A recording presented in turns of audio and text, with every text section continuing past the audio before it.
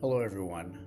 I want to share something that I've recently learned that I simply can't unlearn. We live in a world where God has already provided enough resources for food for the entire planet, yet hunger still exists. When I began to really see why, it changed how I understand faith, justice, and responsibility. I'm sharing this with you because maybe it can open your heart in the same way that it did mine. Today, I want to speak from my heart about something very simple yet very painful.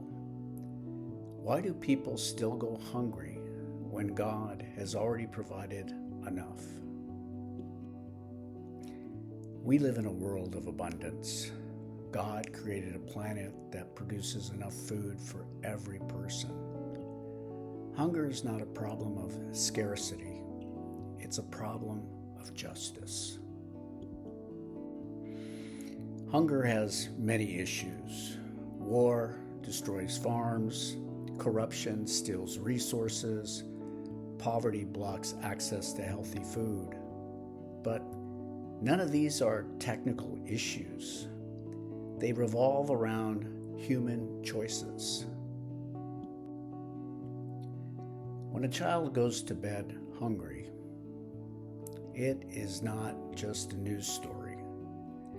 It is the face of God asking us if we see Him. Every hungry person carries the image of God. Franciscan trusted completely in God's providence. They believe that love is shown in action, not in ideas, but in the way we treat one another and the way we care for creation.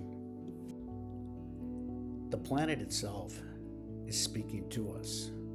The land, the water, and the air are reminding us that creation and humanity are one story. The health of the earth and the well-being of God's people belongs together. My own path has taught me that we cannot wait for someone else to solve hunger and injustice. God is calling each of us to take responsibility, to act, to advocate, to vote with compassion. Remember, when we feed the hungry, we honor God. When we demand for fair policies, we honor God. When we protect the earth, we honor God. This, my friends, is faith in action. God has already given us enough.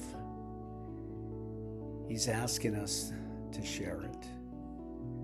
He's asking us to build a world where justice is not optional, but it's essential. Let us pray that we'll have the courage to trust in God, to care for His people, and to care for this planet. This is how we honor the gospel. This is how we end hunger. And this is how we bring the kingdom of God close to us today. Thank you for your time, and thank you for listening. Thanks.